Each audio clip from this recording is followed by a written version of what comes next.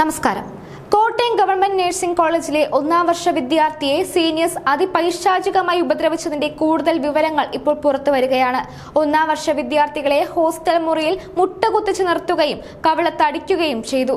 പ്രതികളെല്ലാം CPM അനുകൂല വിദ്യാർത്ഥി സംഘടനാ നേതാക്കളാണ്. പ്രതികളുടെ മുറിയിൽ നിന്നും കത്തിയടക്കമുള്ള മാരക ആയുധങ്ങളും പോലീസ് കണ്ടെത്തിയിട്ടുണ്ട്. കരിങ്കല്ലുകളും ഹോസ്റ്റലിലുണ്ട്. ഗുണ്ടാ പ്രവർത്തനമാണ് അവിടെ നടന്നതെന്ന് വ്യക്തം.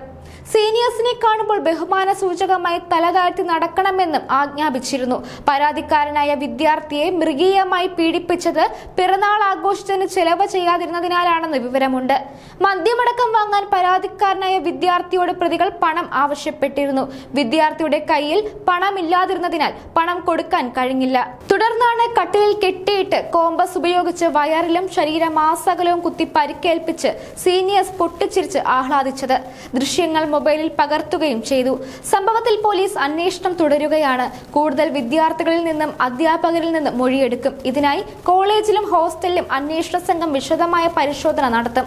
കേസിൽ 5 പ്രതികൾ മാത്രമാണെന്നാണ് പോലീസ് നിഗമനം. കൂടുതൽ പ്രതികൾ ഉണ്ടോ എന്നതിൽ വ്യക്തത വരുത്തുന്നതിന് പ്രതികളുടെ മൊബൈൽ ഫോൺ അടക്കം ശാസ്ത്രീയ പരിശോധന നടത്തും. റാഗിങ്ങിന് വിധേയരായ എല്ലാ വിദ്യാർത്ഥികളുടെയും വിശദമായ മൊഴി പോലീസ് രേഖപ്പെടുത്തിയിട്ടുണ്ട്.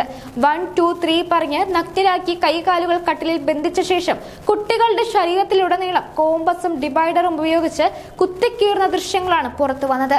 രക്തം വാർന്നൊഴുകി വേദന കൊണ്ട് വിദ്യാർത്ഥി കരയുമ്പോൾ മുറിവിലേക്ക് ലോഷൻ ഒഴിച്ച് ക്രീം തേക്കും. നിലവിളിക്കുമ്പോൾ വീണ്ടും മർദ്ദനം.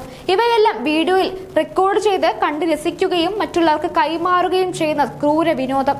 പീഡനത്തിനിരയായ വിദ്യാർത്ഥികളെ പ്രതികൾ ബലമായി മദ്യവും കുടിപ്പിച്ചെന്നാണ് ലഭിക്കുന്ന വിവരങ്ങൾ. മൊബൈലിൽ ചിത്രീകരിച്ച മദ്യപാന രംഗങ്ങൾ അധികൃതരെ കാട്ടുമെന്ന് ഭീഷണിപ്പെടുത്തിയാണ് നവംബറിൽ പണപ്പിരിവും പീഡനവും തുടങ്ങിയത്. അർദ്ധരാത്രി പ്രതികളുടെ മുറിയിലേക്ക് വിളിച്ചു വരുത്തിയായിരുന്നു പീഡനം. എല്ലാ ആഴ്ചകളിലും ജൂനിയർ വിദ്യാർത്ഥികൾ സീനിയേഴ്സിന് 800 രൂപ വീതം മദ്യപാനത്തിന് നൽകണമെന്നായിരുന്നു കരാർ. ഇത് നൽകാത്തവരെയാണ് രാത്രി ക്രൂര പീഡനത്തിന് ഇരയാക്കിയത്. പ്രതികൾ വിദ്യാർത്ഥികളിൽ നിന്ന് ഗൂഗിൾ പേ വഴി പതിവായി പണം വാങ്ങിയതിന്റെ തെളിവുകൾ ഉൾപ്പെടെ പോലീസ് ശേഖരിച്ചു. പ്രതികൾ ആവശ്യപ്പെട്ട തുക നൽകാതെ നടത്തിയ ക്രൂരമർദ്ദനം ഒരു വിദ്യാർത്ഥി വീട്ടിൽ അറിയിച്ചു. ഇതോടെയാണ് വിഷയം പോലീസിന് മുന്നിലെത്തിയത്. സമൂഹ മാധ്യമങ്ങളിലടക്കം പ്രചരിച്ച ദൃശ്യങ്ങൾ ചിത്രീകരിച്ചത് പീഡനത്തിനിരയായ വിദ്യാർത്ഥികളുടെ മൊബൈൽ ഫോൺ ഉപയോഗിച്ചാണ്. ഇരയാക്കപ്പെട്ട കുട്ടികളുടെ അധ്യയന വർഷം ആരംഭിച്ച നവംബറിൽ തന്നെ പ്രതികൾ റാഗിംഗ് ആരംഭിച്ചു. ഏവരെയും ഞെട്ടിച്ച ക്രൂരത അരങ്ങേറിയത് ഡിസംബർ 13-നാണ്. ഇരകളിൽ ഒരാളുടെ പിറന്നാൾ ആഘോഷത്തിന് പണം കിട്ടാത്തതോടെയായിരുന്നു പീഡനം. ഫെബ്രുവരി 9-നും ആവർത്തിച്ചു. 11-ന് പോലീസിന് പരാതി ലഭിച്ചയുടൻ പ്രതികളെ കസ്റ്റഡിയിലെടുത്തു.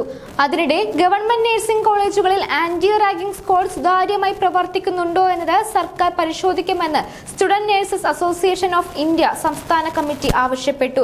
കോട്ടയം ഗവൺമെന്റ് നഴ്സിംഗ് കോളേജിലെ റാഗിംഗിൽ സമഗ്ര അന്വേഷണം നടത്തി കുറ്റവാളികൾക്ക് കർശനമായ ശിക്ഷ നൽകണം. കോളേജ് ഹോസ്റ്റലുകളിൽ 24 മണിക്കൂർ സെക്യൂരിറ്റി, ഹൗസ് കീപ്പർ സേവനം ഉറപ്പാക്കണമെന്നാണ് ആവശ്യം. ഓരോ ജീവിതവും ഓരോ കഥകളാണ്.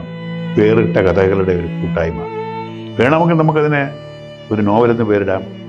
അതുപോലൊരു നോവലല്ലേ നിങ്ങളുടെ ജീവിതവും? എന്താ, ശരിയല്ലേ? നിങ്ങളുടെ അനുഭവങ്ങൾ, കഥകൾ എന്തുമായിക്കൊള്ളട്ടെ, അത് കേൾക്കാൻ DNA ന്യൂസിലൂടെ ഞാൻ എത്തുന്നു. കഥ പോലൊരു ജീവിതം, അതിനായി ഞാൻ നിങ്ങൾക്ക് വേണ്ടി കാത്തിരിക്കുന്നു. നമുക്ക് ഒന്നിച്ച് കാണാം, കുറേ കാര്യങ്ങൾ സംസാരിക്കാം, വേദനകൾ പങ്കിടാം. നിങ്ങളുടെ വിഷയങ്ങൾ, അനുഭവങ്ങൾ അത് ഞങ്ങളെ അറിയിക്കേണ്ട വിലാസം താഴെ കൊടുക്കുന്നു.